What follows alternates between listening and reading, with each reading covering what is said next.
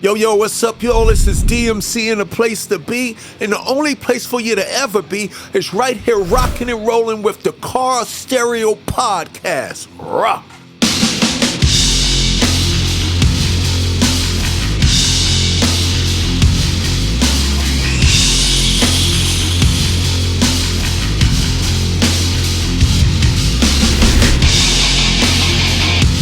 Terrie Carr here. It's the Carr Stereo podcast. Not only am I with the inventor of hip hop. Now you're going to say no because you're going to say hip hop came before us. Right. But I'm going to say hip hop as we know it. Okay. I will get into that in just a few. He is a music pioneer. He is somebody who merged hip hop and rock long before we gave him actual credit for.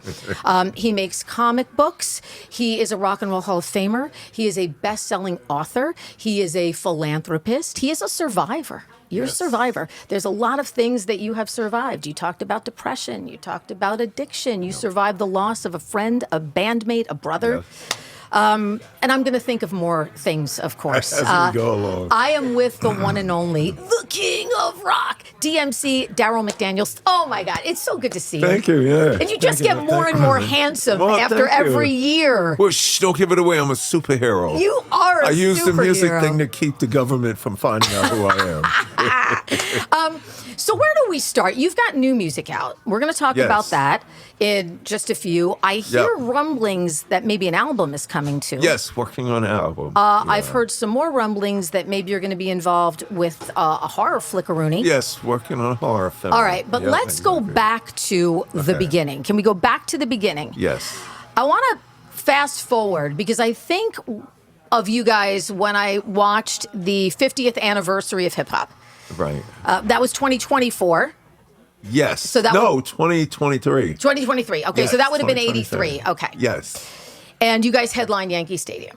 Yes. Which was incredible. It was phenomenal to play Yankee Stadium. And to watch the people in that crowd, the OGs. We didn't go on until like 1 a.m. I was about to go home. Right. I'm old. The original hip hoppers, their kids, their kids' kids, and everybody was just like, up front. 4 generations. It was wild. Yeah, I mean, culture. Wild.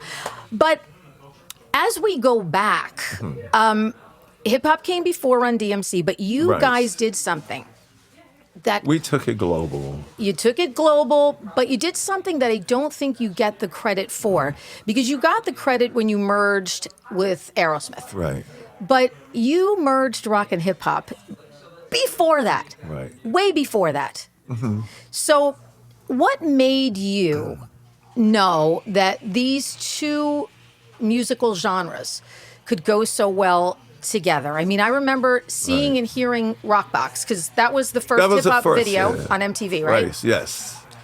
And the thing I remember the most, and please don't take this the wrong way, was Eddie Martinez on guitar. Eddie Martinez on guitar. That's what I remember the most, because I never saw a hip-hop video with the guy out in front with the guitar solo at the very beginning of the video. Yeah. On top of the Cadillac. On top of the Cadillac. Of the Caddy. And the video was so great because there was a little white kid.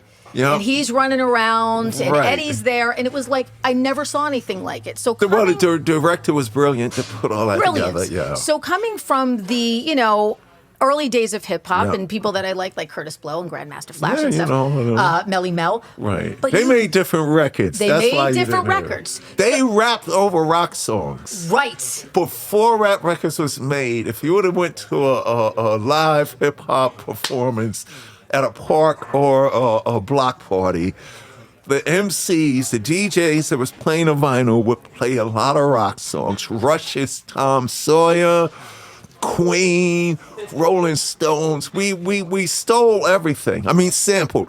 We stole everything. You know what I'm saying? Hip-hop didn't invent anything. It reinvented everything.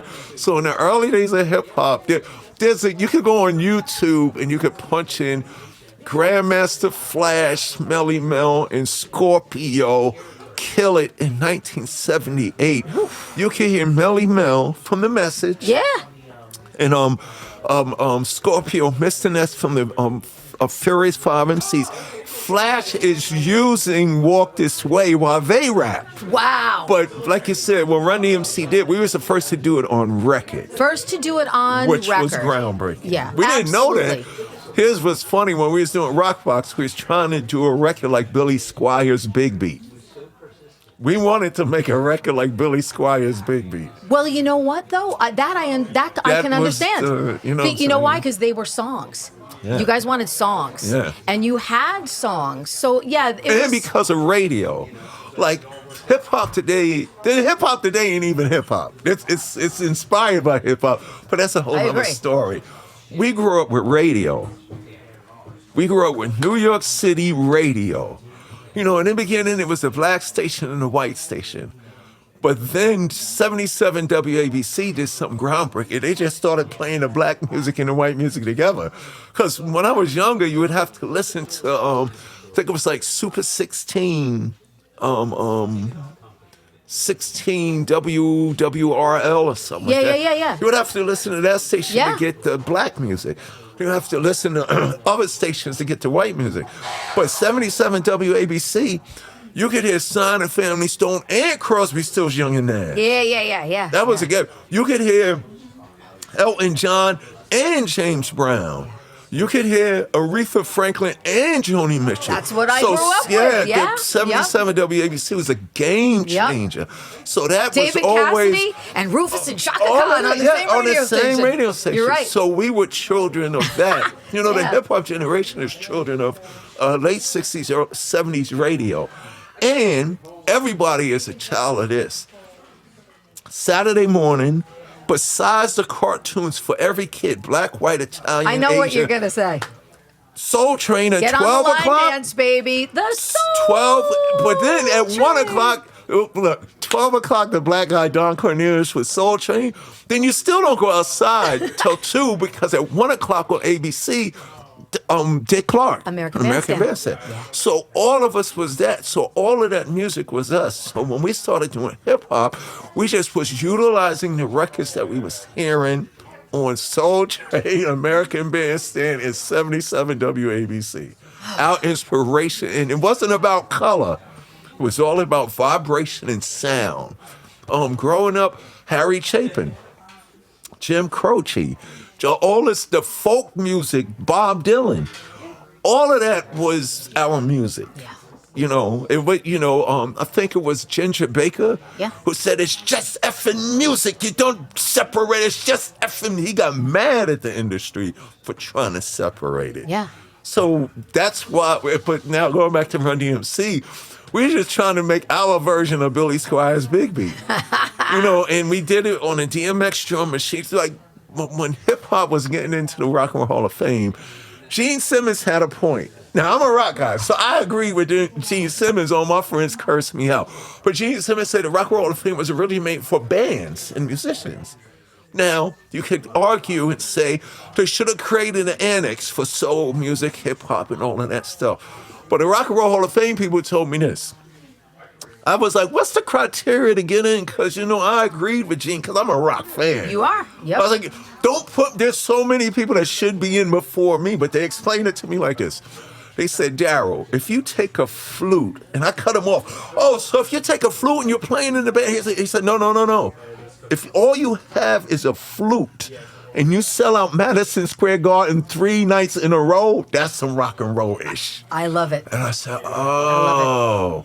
So, but when you speak about Run DMC, even if Gene Simmons is right, Run DMC was still getting in for rock fans because the only thing that wasn't live on our music was the drums. Like you brought it up from the beginning.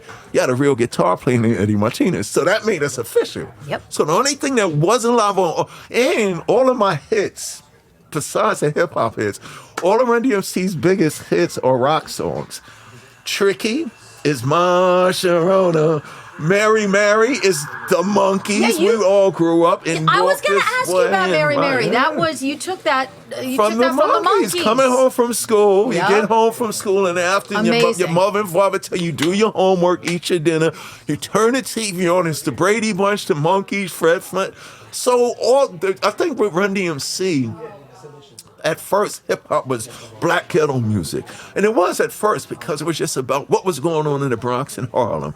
But me, when hip-hop came over the bridge from the city and the Queen, we in the suburbs. So we had drugs, we had pimps, we had gangbangers. But you also had college. But we also had college and school and double dutch and Skelly and hopscotch. So when I got into hip-hop, I was like, you know, Bob Dylan and all these people, they talked about politics and social issues, but they also talked about my grandmother and so I was like, why ain't nobody rapping about the other things that, like you said, from the hood? You had good and bad. Yep. Nobody was doing that on records. So Run DMC, our greatness to our legacy, I said on the Adidas song, we took the beat from the street and put it on TV for the world to see.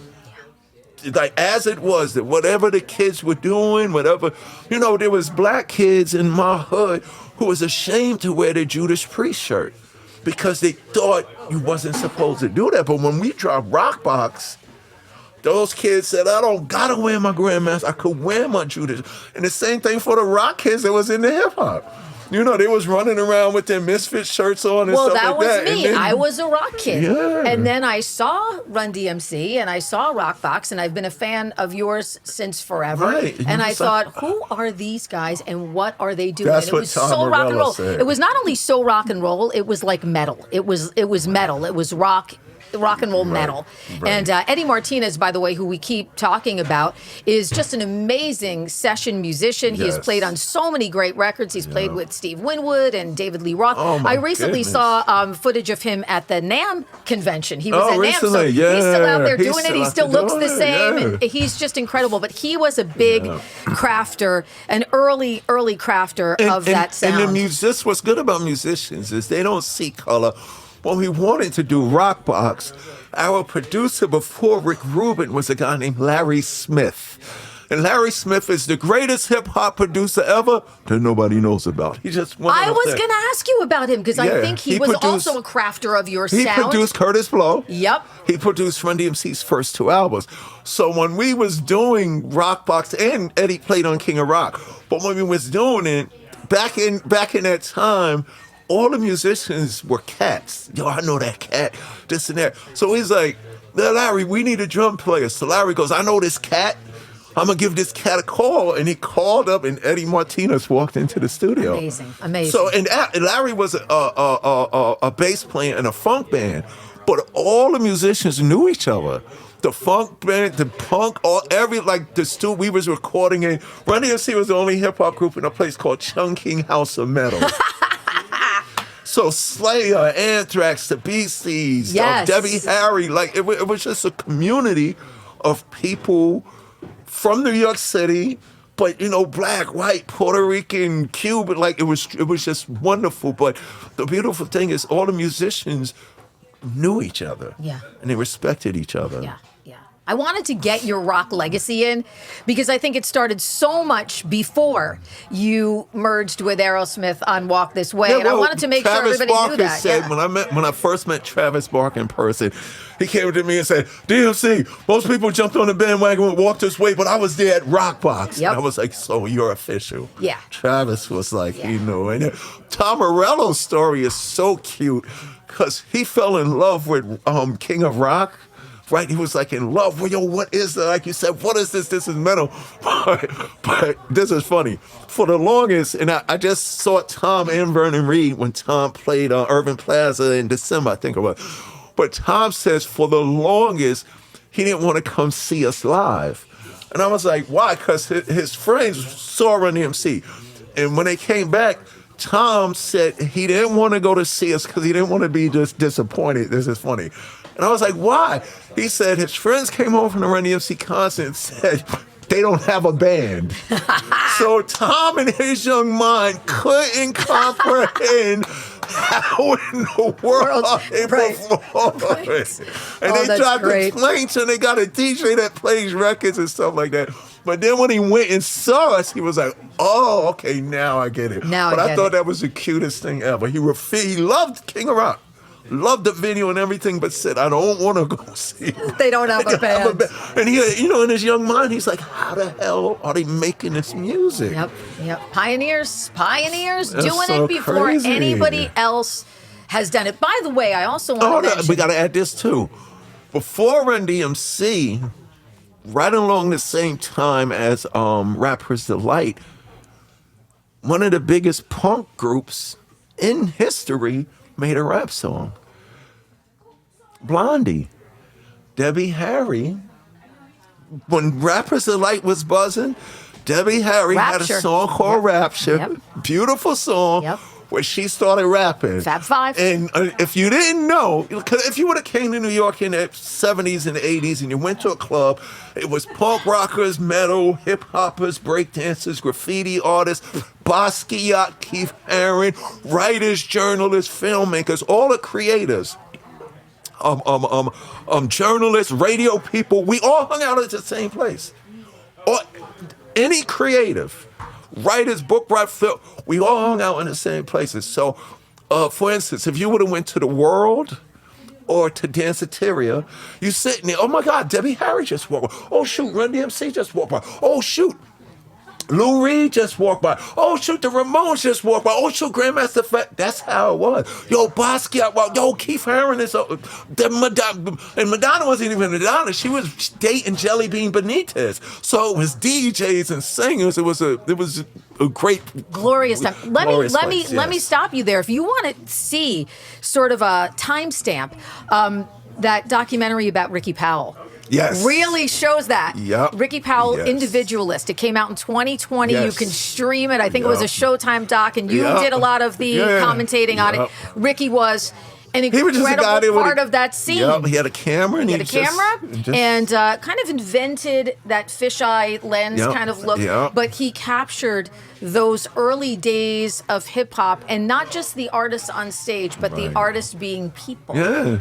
And some of those pictures that Ricky did were just incredible, and that special is incredible and as well. And if you look at the diversity of the people, it's some models, it was just people, you know what I'm saying? It was amazing. Wild time. Wild. It was smart that he thought to do that, too. Yeah. But he wasn't doing it he was just doing it. No, like, just took a flickaroonie, right? He just took a flickaroonie. Flickaroonie. Exactly. So I have to say where we are, because I don't want to fail to mention, we are in this great little quaint town in New Jersey. I love Boonton. Yeah. Boonton's such a cool place. And we're at a place called Catfight Coffee, which is owned by AC Slade. AC's a musician as well. He's in the Misfits and has played with Joan Jett and the Blackhearts and the Murder Dolls, and great rhythm guitarist, just fantastic guitarist. So he's giving us his space today. And look, my friend, we have the coolest some thing DMC ever. donuts. Can we get these on camera? Some fabulous this place DMC is phenomenal. DMC donuts. And what I love so about cool. this place too, it's just such a cool, inclusive place. He does so many great community things. You're just a huge community supporter, always have been. Right. So Catfight is just a great place, and I'm really grateful that we're able to use this space here today. Plus they have, I mean, you see me, I'm still drinking my coffee. I mean, just they have the greatest coffees and the greatest. I'm going to bite into one of these donuts in just a bit. So let's fast forward to now. So, and you've had so many things that you've done, in between kind of like the DMC, and you had a solo record, Back from the Dead, which is going to mark its, I guess, 10th anniversary next year? That's crazy. No. When on that record, you worked with so many people. You worked with Miles Kennedy. Shout out to Miles. Chuck D.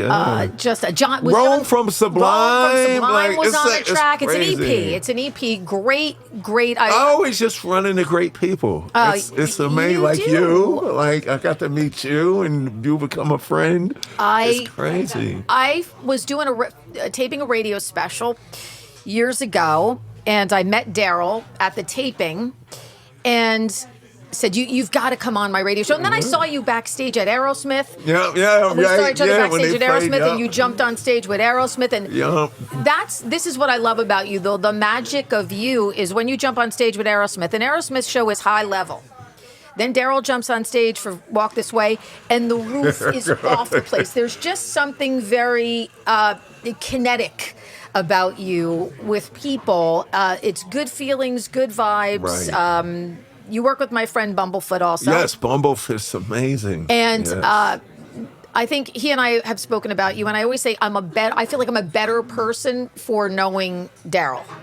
Well, we're better people for knowing each other. Is that true? Yes. Really? Yes, for real. You know, Right. for I think sure. you're way nicer than me, but okay. So I want to go back to 2009 because you mentioned it, so why not talk about it a little bit? The Rock and Roll Hall of Fame induction ceremony. So Yes. Eminem, I mean, look. Yeah, Eminem did our You're- acceptance speech. Right, Yeah. your induction speech. So Yes. you're, hip hop legends, and you're getting inducted. I don't Right, think there's anybody Eminem. better than Eminem. And he comes Right. out and he's wearing the black and he's Yeah. got like that and everything. And he just, and he kept hearkening back to two turntables and a microphone, two Right. turntables and a microphone. But he did such an incredible speech I know. about you and who there would be no of without you guys. What was that know. night? What do you remember the most about being inducted into the Rock and Roll Hall of Fame? First hip hop. Well, Artist inducted? Well, second. Second. Grandmaster Flash, for the message, rightfully so. Right. Was inducted. Just about. Well, first of all, I didn't think that we did all that stuff, Run always says, man, y'all got to experience us. We was the ones doing it, so we didn't know what was going on because we was doing it. But just from the point that when Eminem said he's this white kid from Detroit, not knowing what he's going to do with his life, and especially where he was living at, what was going on in his life. He says he sees these black guys doing the hip hop thing that he heard about in the way that we was doing it, and right now it's like it saved his life. He knew what he wanted to do. That's powerful to me. Very powerful. Because when I was doing the hip hop thing, I wasn't serious about it. I was just writing because I liked to write, and I was a smart kid. I didn't think it could have impact on people's lives. But then being in the Rock and Roll Hall of Fame and then looking over at Metallica, who got inducted with us, it made me realize, oh my God, I had no idea of what I was part of all this time. Because I was from the outside looking in, not knowing that, D, you're on the inside, knucklehead. So just the fact that when Eminem said he was lost. And he saw his RUN DMC, and he said the way that we did it, and it's beautiful because he's this white kid, but he said he saw himself. So I related to that because late 60s, early 70s, I'm a black kid growing up in Queens. 77 WABC kind of like saved my life because, from the Beatles to the Rolling Stones, and then this group called Queen comes along. I'm this little black kid that, if I ever did music, I want to be like this guy Freddie Mercury. But I got a problem. I can't sing, and I don't have a band. But then this hip-hop thing comes over the bridge and allows my rock and roll dream to come true. So for people that's mad at Eminem, being one of the greatest rappers ever, those same people that got mad when Run DMC first did Walk This Way Over, I was him. Like for him and Eminem to say he was me, he saw himself when he saw me. I reversed that because when they first played Walk This Way in Boston, on the what's the big station up there? BCN maybe? Yeah, whatever was the big station. Yeah, Hey guys, I maybe know BCN. you know the Run DMC guys, you know Rockbox King around. They made a record with our hometown heroes, Aerosmith. I'm gonna play it. I'm gonna take phone calls. So when they were taking phone calls, 80% of the people was loving it. But then you had 20%, this is blasphemous, this and that, what do these guys think you're doing? So, but when I heard rock and roll, now my mother and father loved them, they were cool. They were James Brown, Aretha Franklin, Al Green all the way. That's their music. Me as a kid, I didn't have no music. But I remember first hearing, the first thing that gave me a musical inkling was Doobie Brothers' Black Water. As a little kid, I would hear this, built me a raft and she's ready for flow. Oh, man. And I'm just, I know what Mississippi And then there's almost like the rap part in the middle, like, I want to hear some yeah, pretty mama, come and take me by the hand, by the hand, take me by the hand, pretty mama. Yeah, absolutely. So that and then, that hit you, I'm hearing on the radio. So when rap came and I'm hearing, they're doing what they got. So then I was like, okay, maybe I can do something like Freddie Mercury. I love that. Black Water. So Black Water gave you, and I never thought of that as a rap song, and now I kind of do. And then that, I'm waiting for the radio. I'm loving it when my father turns the radio on.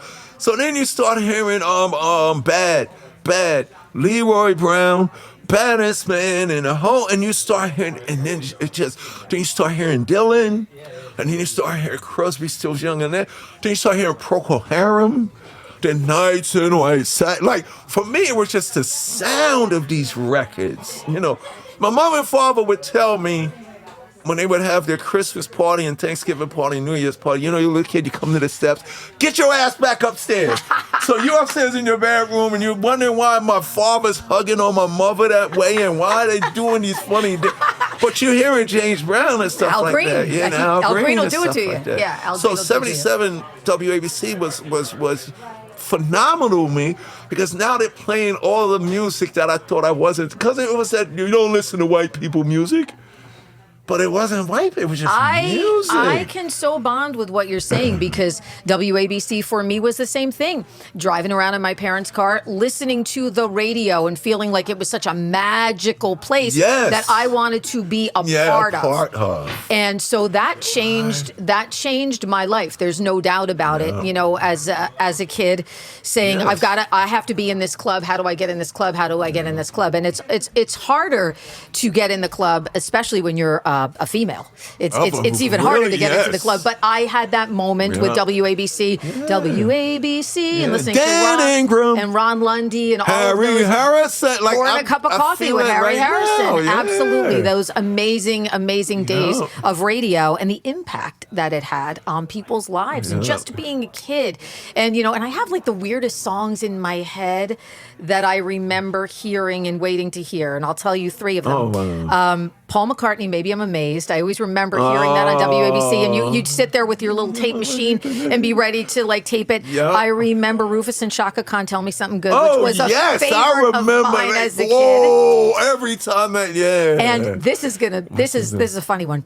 I'm going yacht rock on this one. Pablo Cruz, Love Will Find a Way. Oh, really? Mine was Brandy. You'll find it. Looking Glass from New Jersey. Yeah. Oh, they didn't know that, really. Guys met at Rutgers University. What? They wrote Brandy. Look at that connection. So those songs, those songs are the songs that touch you and change your life. Wow. Those songs. See, that's how powerful music is. So powerful. Everybody loves when I say this. Music succeeds where politics and religion fails. Everybody, that's the best quote I ever heard. But it does.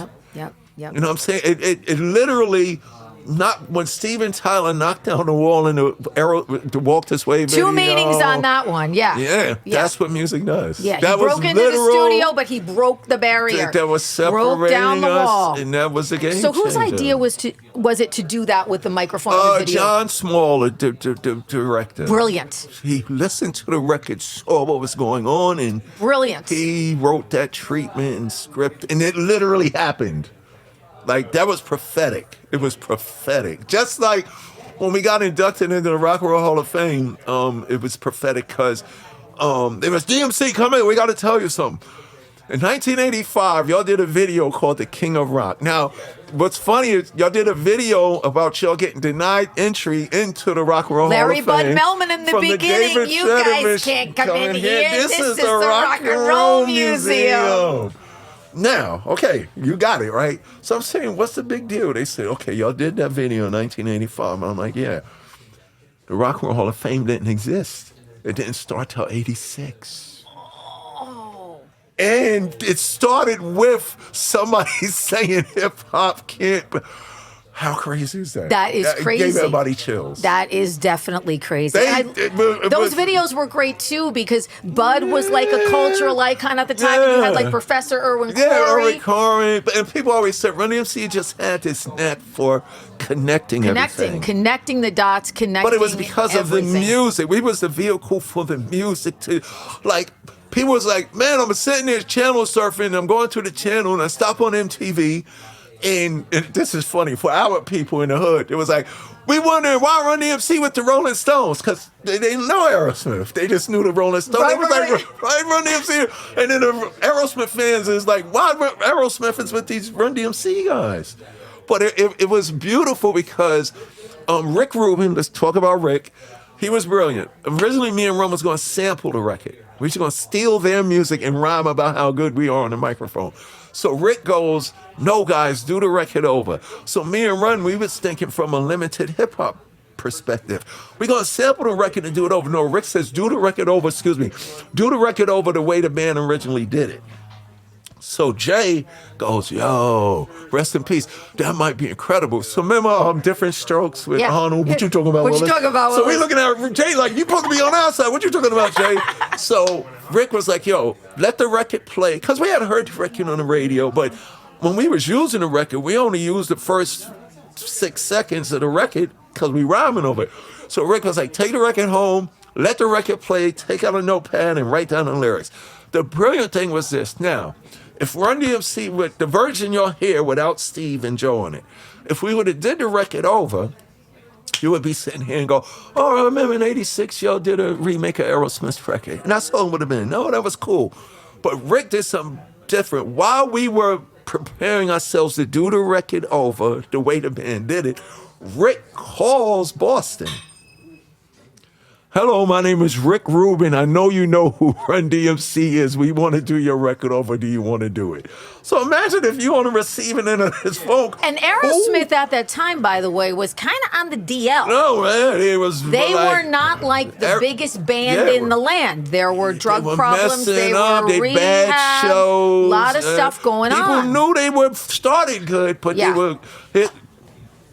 The joke is this is the joke.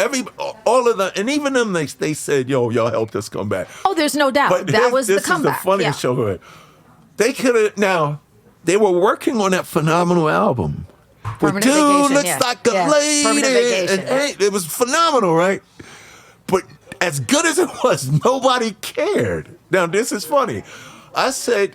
They could have made a record literally with God, Jesus, and Moses, and nobody would have cared. Like, yo, Aerosmith, nobody would have cared. They were humble enough when Rick called and says, I know you know. First of all, it was like, who is this? Come again?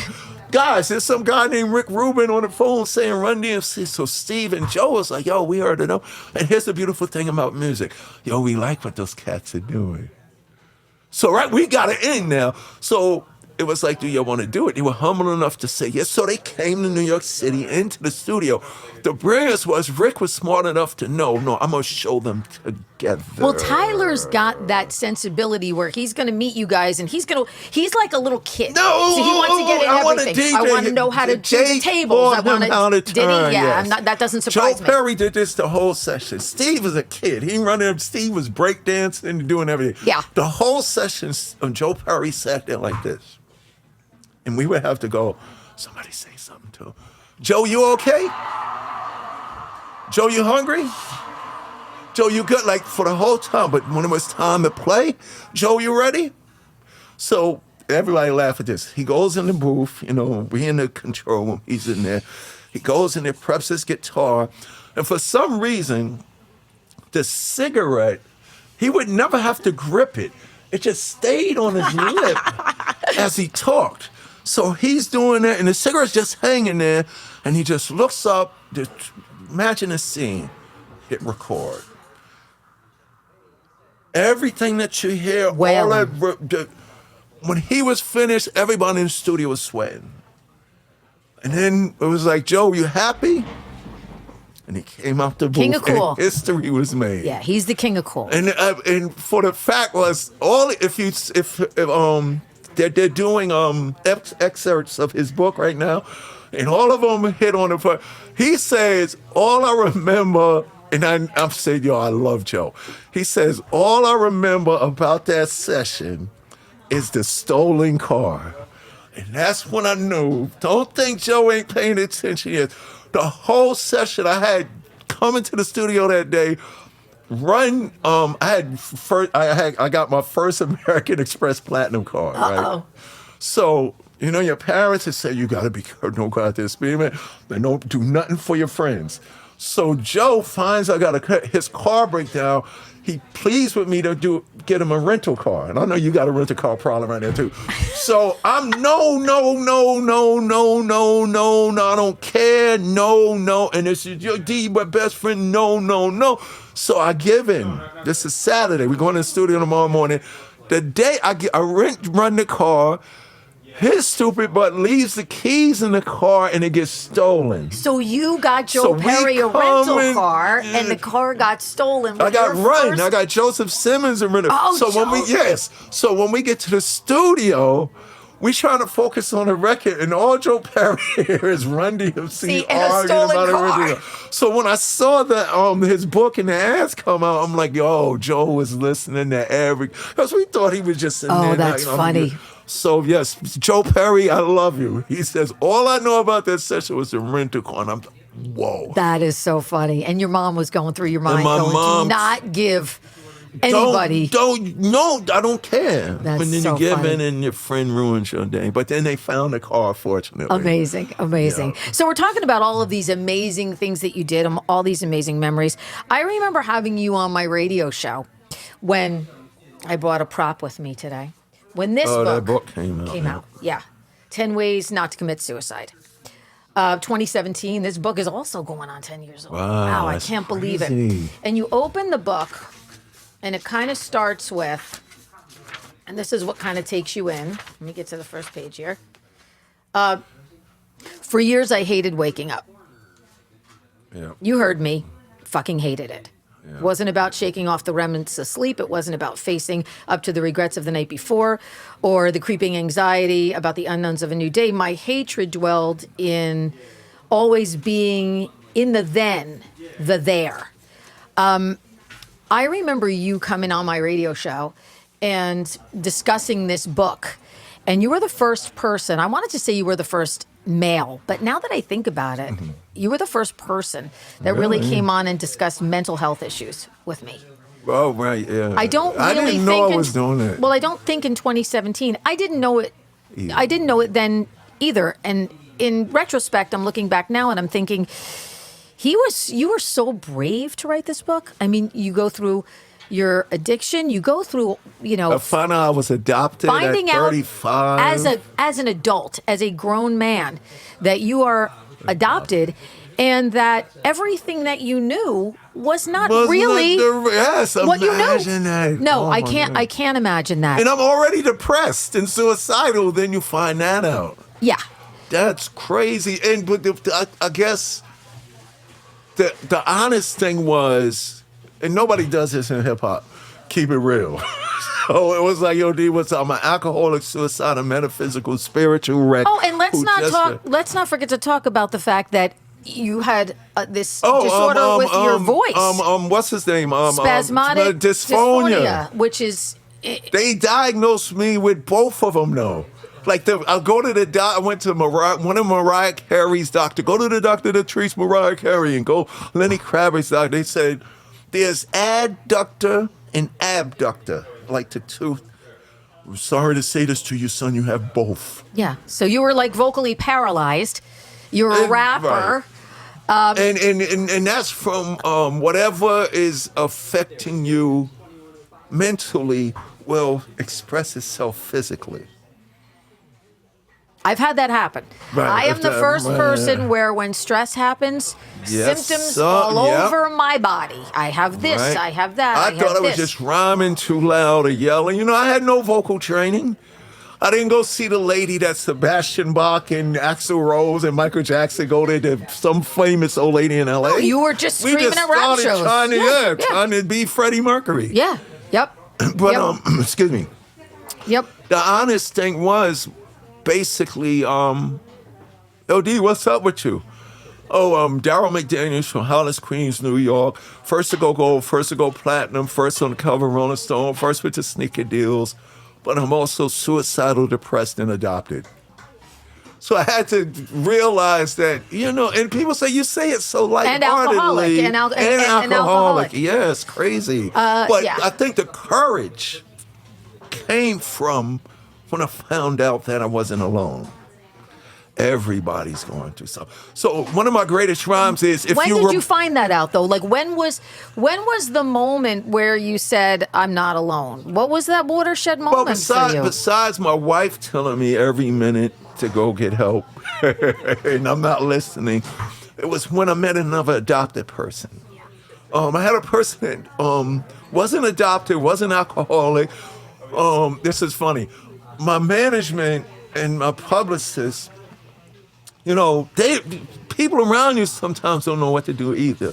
So that thing was keep them busy, keep them working. So they fly me to LA to go audition for a movie role. So I'm sitting in the movie room, excuse me, the manager's doing his business, you know, talking to the agent. I'm over here going, I'm suicidal. I just found out, like, you know, I'm going through the woe is me moment, right? So I'm not even present, but then the agent turns to me and says, DMC, we see Russell, we see Kimora with Baby Fat, we see Run with Run's house. We never see you. What's up with you? He should have never asked me that. Oh, you want to know what's up with me? And I just exploded. Well, I just found out that I was adopted and this and that. And I'm out there, like, I just let the speaker ad in the magazine's always going on, but the guy in the chair in his fat. Yeah. I just did that too. So when I finished my rent, this is the one of the greatest things I ever heard at this time. I hit him with that. So he's looking like the guy from the ad, but the music just hurricaned him. But then he says this to me, I can't possibly understand how you feel. And that's all I needed.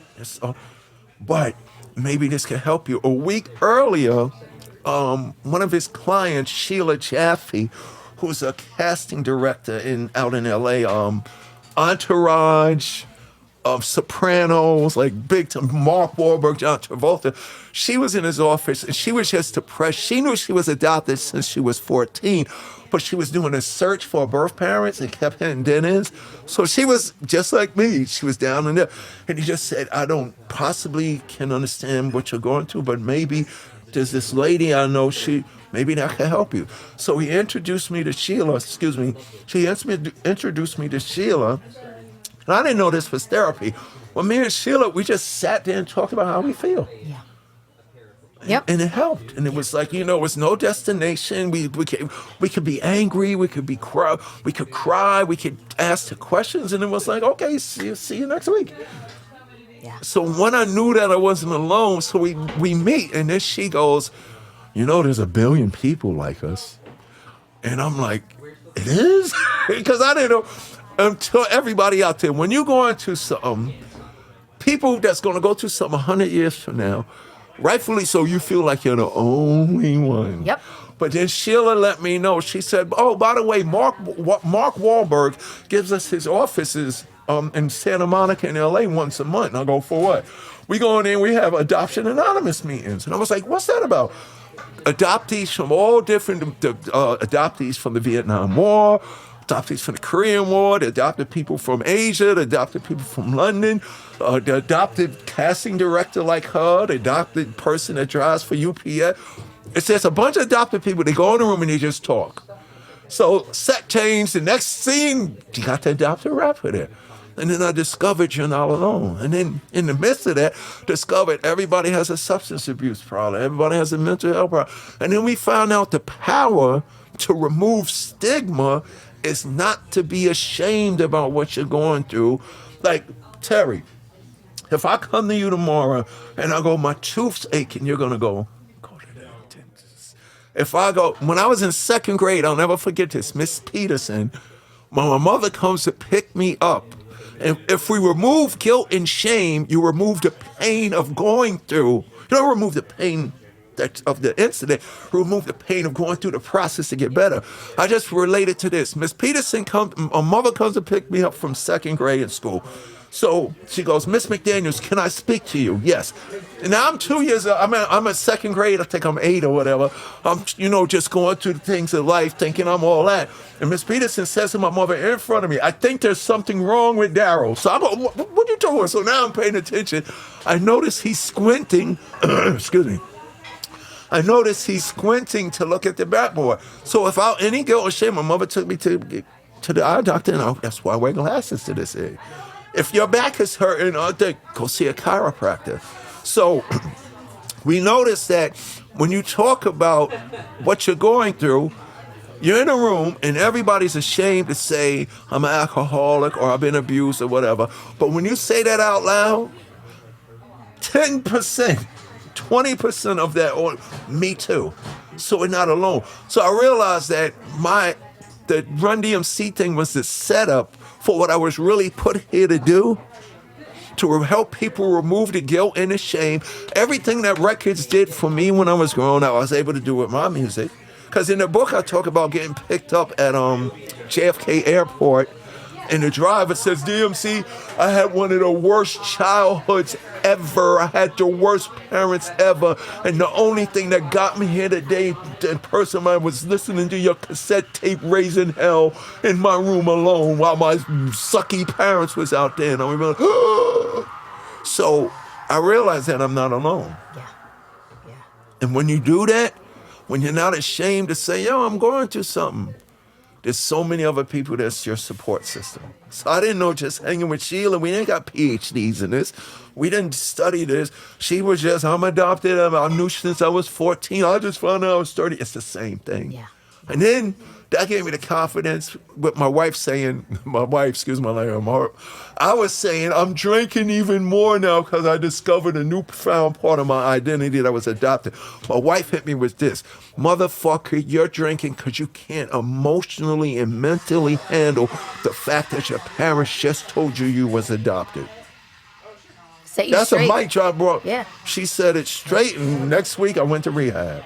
Yep. And it was in rehab where I discovered therapy, where I was able to just talk about, I can cry, I can be angry. You know, the therapist asked me, ain't you mad at your mother and father for not? Yeah, I'm mad at them for not telling me what they was ashamed, like this and that. But they didn't understand when they loved me, they didn't know what to do. They didn't know what to do, yeah. Well, when we grew up, it wasn't as common now. You know, people didn't really find their birth parents. You did end up finding your mom. Yeah, I found my birth mother in got Staten Island. Relationship with her, and you know, that's two brothers and a sister, yeah. Which is a beautiful, beautiful thing. But I think the beauty in that is not only you healed yourself, but you also then, I think, were able to start this whole reinvention.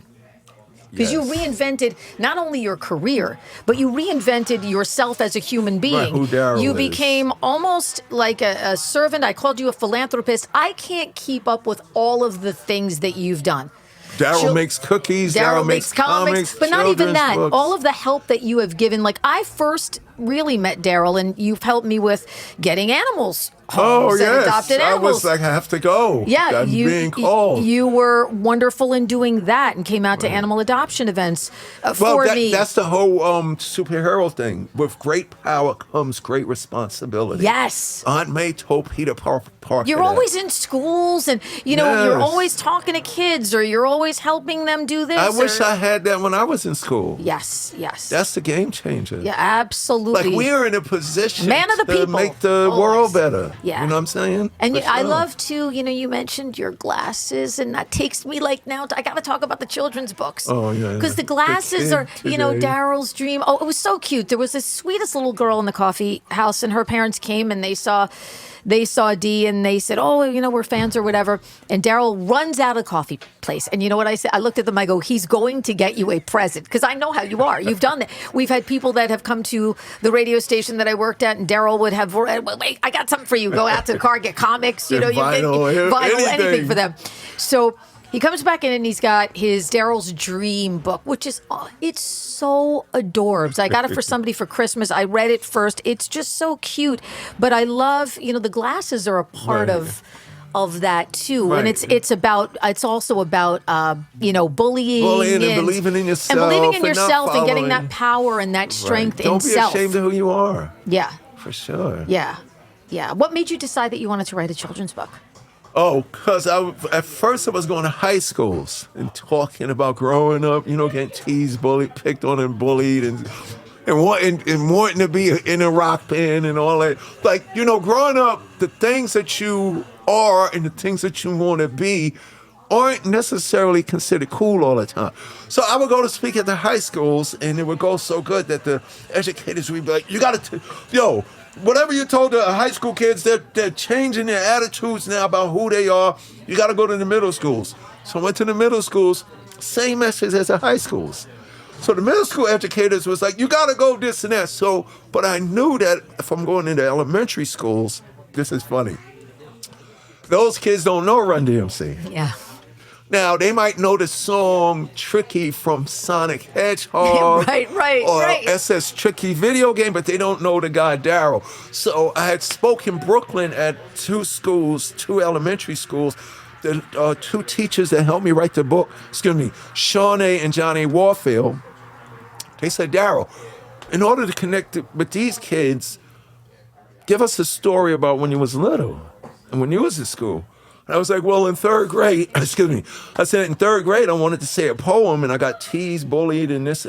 It's a perfect story. Because now I had to create a story for the children's book so they can see themselves where they're at. And what I mean by that is, in our lives, Terrie, our world, our environment is our work environment, our friends, our family, loved ones, every place that we go. For the kids, it's the same thing, except their world is their households, their backyards, their blocks, their classrooms, and their schoolyards. At those young ages, from kindergarten to fifth grade, everything that we go through as adults, anxiety, peer pressure, I don't like this person, it starts there, but nobody addresses that.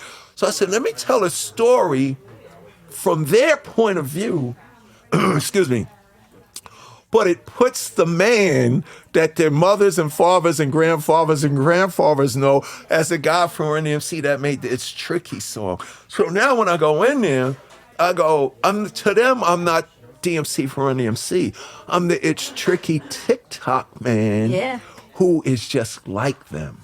So by me showing my weaknesses and my vulnerability, they look at this great superpowered superhero who goes through the same things that they go through, which makes them more apt to develop the skills, develop those skills now in kindergarten and fifth grade, so that when you get to high school, college, and you get to your workplace, you done work through and practice to be able to deal with anxiety, adversity, depression, and all of that. So it was me saying, I'm a grown man going through what they go through in kindergarten. So let me just tell my story from their point of view. So they can see themselves. They find themselves. The book is beautiful, and it's got such beautiful illustrations, too. I know, the book is really done. Tristan Tate, he's from Australia. Beautiful. Just beautiful. Because he fits the vibe and substance of what it is. Just perfect. So I wish also, I had Charlotte's Web growing up, you know what I'm saying? Charlotte's Web was kind of scary. And upsetting. It was very upsetting. No, they did. Those books. It was sad. So I was like, man, these kids need we had Dr. Seuss, who, by the way, he was the greatest rapper ever. Yeah, true. No, Eminem don't even rhyme better than Dr. Seuss. But I said I wanted to give the kids something now so they can see themselves now. Yeah. So maybe when they get to middle school and high school, they got a better sense of who they are, and don't be ashamed about it. I went to Catholic school. I wore glasses. I read comic books. I wasn't in a gang. I wasn't athletic, and everybody thought that I was less of a person. But now, that same kid that got teased, bullied, and picked on, I remember when I stepped in front of the microphone for my first single, I'm DMC in the place to be. I go to St. John's University. Since kindergarten, I acquired the knowledge. After 12th grade, I went straight to college. So I want the kids to understand everything that's geeky and nerdy and uncool is actually the coolest things ever because it's you. I love that. I love it. Amazing. And then, all right, so you go from the children's books, and then we're hearing that there's going to be a horror movie with the guy who did Terrifier. Yes. Dude, that's crazy. So how did that enter your life? I was speaking to his brother at my gym, and I forgot how the conversation came up. And he was like, oh, that's my brother. But it all started with us talking about what we do around the holidays, where and around the holidays, he always watches Abbott and Costello meets Frankenstein. Remember? Every Sunday? Oh, yeah. Abbott and Costello meets Jekyll and Hyde. And I said, yo, this is crazy, because I always wanted to do a movie like that. So his brother just goes, hey, I'll introduce you to him. So when we meet up, we had everything in common besides Abbott and Costello, So the music, monstery movie and comedy mixed together? Is that what we're talking? Okay. Yeah, because remember, the Wolfman of Frankenstein and Dracula was Wolfman, Frankenstein, and Dracula. Yeah. It was amazing how Abbott and Costello fed the direct. So we want to make one of those. We want to make something iconic. But he said the same thing that I said. Those movies you can sit down and watch with your family. They're funny. They get scary to a point of being scary, and then it pulls it back. Yeah, so we're gonna make something like really, really fun right That's now. so we're exciting. capable of doing it. That's so exciting. And you're a solo artist. You're always making music. You're always doing something. You've got a new tune out with some incredibly iconic performers. So Yes. talk to me about this song. Right. Well, the song started like this. I was working with this producer. He's like an R&B and hip hop producer. So we was just working on stuff, just messing around. So he goes to the Giants game at the stadium. Now, at sports games and hockey games especially, intermission and any break timeout, the DJs always play music. So he's sitting there and Rage Against the Machine comes on. Motley Crue comes on. Guns N' Roses comes on. Blink 182 comes on. AC/DC comes on. Who else comes on? Rolling Stones comes on. Audio Slave comes on. SoundCloud, all of that comes on. And then Walk This Way comes on. And then you hear Ozzy, you hear Black Sabbath. And then Tricky comes on. So he comes back, D, we gotta do this record. And at the game, Ram Jam's Black Betty comes on. So he comes, I got this idea, let's do it. So we did a sampled version of Ram Jam's Black Betty with me rapping and stuff like that. Then we sat and he thought about all the music that he heard at the game and he was like, yo, D, we gotta do this record live. And that's all that he said. So now we're like, oh man, we gotta find musicians, and I'm unsigned, I ain't got nobody's number and stuff like that. I go to this event for MTV, and Sebastian Bach is there. And every time I would go in the green room, people coming out the green room were like, one of the greatest voices ever. He's brilliant. He's incredible. Yeah, and you forget that he even did Phantom of the Opera. Yeah, he was great on Broadway. I saw him on Broadway. Phenomenal. Incredible, yeah. Yep. So I called, get Sonic. Sebastian Bach is in the other room there. Yo, D, you gotta go get him. And I'm like, shoot. He's bouncing off the walls because that's Sebastian. He's like a wild like man. This. So I go in the green room. I look in the green room, and it's just me. And I look in the green room. It's like, DMC, what's up, dude? And, we just started. Yeah. And what's crazy, what I love about these musicians, they know who played what. They know the year, like he was a historian on the music. And he was like, what you up to, man? With that enthusiasm. Yo, I got this record where we sampled Ram Jam's Back. As soon as I say Ram Jam's Back, he gives me the whole history of him. And I was like, yo, I was wondering, would you want to sing Done? So the next day we go to the studio and Sebastian lays his vocals. The next day? The very next day. You got studio in LA. Oh my God. He's like, you come to my studio. So he lays the vocals and stuff like that, and he's loving it. So then I fly back home. You can't make this up. So the next day, fly back home, a few weeks go by. My friend calls me to come to his birthday party. At this point, I'm sober. I don't drink no more. So the last thing I want to do is go to a party in New York City at 1 a.m. You know what I'm saying? So I'm like, no, say please me, please. And I'll go, okay. Since I love you, I'll go. So I go. I walk in this party, it's jam-packed. I'm walking through the crowd. I feel a tap on my shoulder, and it's Travis Barker. And he just said, it's the first time we meeting in person, and he just said, yo, man, most people jumped on the bandwagon with Walk This Way, but I was there since Rockbox, this and that, Boom Bang. Just gets, and I'm looking like, this is Travis Barker. I had an influence on you. Like, this is crazy. And then he just goes, if there's ever anything you need me to do, bing, bing, bing, bing, bing, bing, bing. I go, oh, well, by the way, I got this song with me and Sebastian. He says, let me hear it. He hears it done. So believe that. I sent him the track. A week later, I got Sebastian and Travis on the record now, right? So then, this is funny. More downtime. I go to a meeting for Cologne. Now, I wasn't going to do the Cologne, but me and my manager like to take meetings so we could see what's going on. So in the middle of this meeting, I'm sitting there with the lady, and she's explaining what they do and stuff like that, how everybody did, how J-Lo does her and Rihanna. Like, just, it's interesting. I'm like, oh, this is how it goes. The phone rings in the middle of it. Darryl makes cologne. Yep, exactly. The phone rings in the middle of the meeting, and the lady, she's trying to be polite to me as DMC, treat me like a celebrity. I'm sorry, Mr. DMC, I have to take this phone. You know me, I'm like, it could be your daughter, school, whatever. So she takes the phone and she says this, excuse me, Mick. No, she said, before she takes the phone, she said, it's Mick Mars, I gotta answer this. So I'm like, you can take that right here. So she said, excuse me, Mick, I'm in a meeting with DMC. And when she says DMC, she goes, Mick on the phone goes, Run DMC? Man, I love those guys. And he starts talking about Run DMC. And she says, Mick, he's in the room. You can tell him yourself. So me and Mick start talking. We get in a big discussion about hats. Because, he wears a hat. A nice little hat, yo, yeah. man. Yep. So we get in this discussion. And then you can't write this. He goes, DMC, if you ever need me to do anything, I ain't lying. And my manager's looking at me like, what? I'm like, yo, I got this song. I got Travis and Sebastian on it. Oh, yeah, I love those guys, this and that. And he says, yeah, I would love to play on it. So then I go, okay, I'll fly. I'm in New York. He's in L.A. I'll fly you to New York. He says, no, you come to L.A. I'm going to make Nicky Sixx give us his studio. We'll do the record there. So I fly to L.A. It's about 11 in the morning. Nicky pulls up in his car. This was about maybe 10 years ago. It's when all this went down. So Nicky pulls up in the car, throws us the keys. Mick goes in there, and it was just beautiful. He lays everything that you hear on the record, all Mick.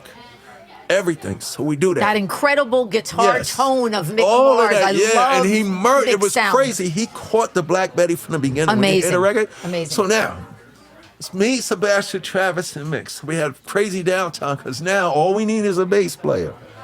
So we was looking for Flea. Flea was busy. He was touring, stuff like that. Whatever. He was down to do it, but I'm just so big. Then Flea is funny. I love the musician. Yo, go get Bootsy. Because Flea wanted to see Bootsy on the record. So we looking for Bootsy was touring. So we couldn't get the bass player for the longest. We had a lot of options. Everybody was busy. So Sebastian goes, you know what? I'm going to roll the dice and I'm going to call one of my friends. So he calls Duff McKagan, and Duff picks up. And Sebastian, me, DMC, Trout, we got this record. So, $1 million question from Duff is, let me hear it. Send it to Duff. 5 minutes later, the phone rang. Send all the tracks over right now. I'm laying my bass right now. Amazing. So then we had the record, and that's how the record came together. It's called She Gets Me High, by the way. She Gets Me High. Because the original, I had to go to Ram Jam, and I had to go to Lead Belly, because the Ram Jam version is a Lead Belly song. It's a blues yes. record by a black blues artist named Lead Belly. So I had to get Ram Jam's permission and Lead Belly's position, and they just loved the idea. And then, their whole thing was, this is needed right now. We're in such a divisive time. All four generations of music shows unity. Like, don't believe what you see in the media. That's not America. Our world is Travis, Sebastian, Mick, DMC, and Duff working together. And taking an old blues track and introducing it to another generation of music fans. And that's how the record came about. Just simple like that. Amazing. Yeah. So what else do you have going on? I mean, there's just so much going on, and I know that it's just always moving for you. Well, I'm definitely going to do an album. The album was called America 5 years ago, not because of what's going on. I heard maybe an August release. You're August, for like September. A summer? Yeah. So I got that record's going to be on there with all of us. I got a song with Joan Jett. That's why I knew AC was playing with Joan. I got a song with Joan. I got a song with Sammy Hagar. No. Oh my God, yes. Sammy's funny because I did Sammy's road trip show.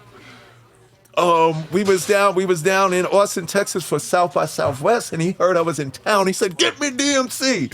You know what I'm saying? The Red Rocker wants DMC. So me and Sammy, I did a show, and during the show, I love Sammy. He loves the place. So he's like, we're gonna do something. So we did a version of his Rock Candy, his Montrose song. You can see it on YouTube. It was it was all improvised. We just got up there, we played in Blacktop Mojo. Oh, I love those guys. Was the backing band. Oh, wow. So you can't write this. So we did that. So when we finished, Sammy said, man, that was fun. We got to do something. Do something together. I want to do something for your album. So Sammy produced a whole record. He had his whole band. We got a record called That Girl's Kitchen on the album. But Sammy's phenomenal. Then he invited me down to Cabo for his 72nd birthday. Yo, it was phenomenal. So I got Sammy. I just recently, in November, I got a track with Agnostic Front on their album. We got saw a video you wearing Agnostic Front shirts too. On my postcard. I had to ask him. I was like, can I wear your shirt on my postcard? So their new album, our song, the song that I'm on the album with is called Matter of Life and Death. So, I mean, I'm just making music organically, I guess. Because with or without a record deal, I was already making music. You don't need, in 2026, you don't need a record deal. And especially somebody like you. I think you have earned the right now to do creatively whatever you want. Right. But it's funny that everybody wants to do something with me. As much as I want to do something with them, they always go, hey, you want to do something? I'm like, yes, Because you're talented. I play with the Royal Machines all the time. You love music, and you're a good dude. You're just a good guy. It's cool. I mean, it's like rock and roll dreams do come true. Rock and roll dreams do come true.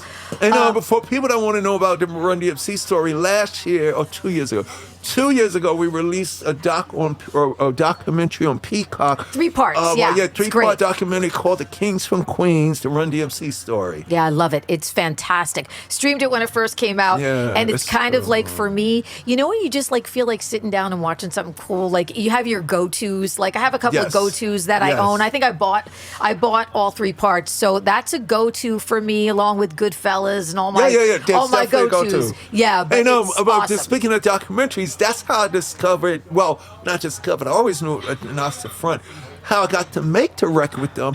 I watched their documentary, Godfathers of Hardcore, which is their story. Now, this is crazy. If you watch Agnostic Front's documentary, Godfathers of Hardcore, it's their whole story. You could take them out, their documentary, put anybody from hip-hop there, and it's the same story. Everything Agnostic Front said in their video, I felt, I lived, and they was in basements. They was in living rooms. But every time they gave dialogue and talked about what they were feeling, what they were going through, it's not about racism or not. People forget that what's his name is from Cuba. Yep.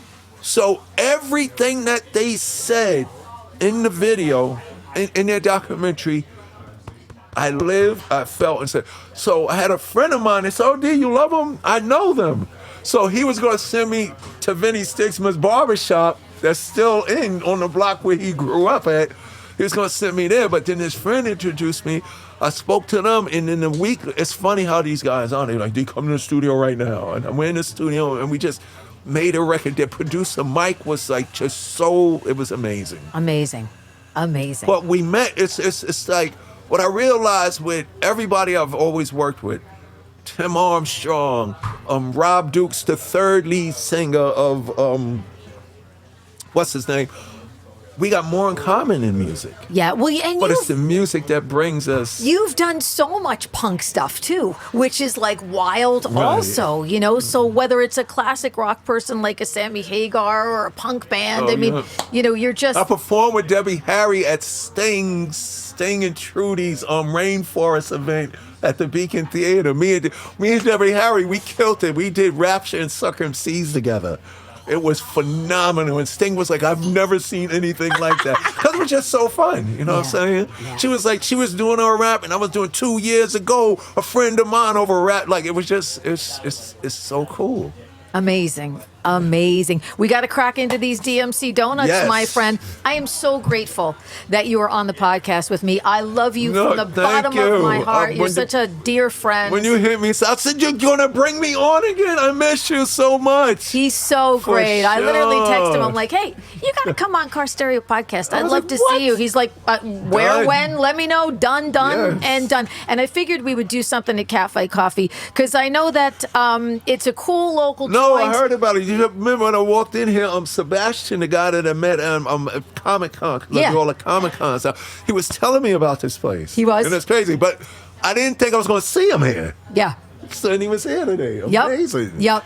I love coming out to local places, especially when they've got a cool rock and roll Yeah. sensibility. Oh, it's all amazing. inclusive. Everybody's Yep. invited. AC does some great events here at Catfight Coffee, so I figured it'd be a I perfect got to do an event here now. perfect that I know space this is for here. us. You want to crack into a DMC Yeah, donut? Let's do it, yeah. baby. You ready? Thank you. Yeah. I love you. Cheers. baby.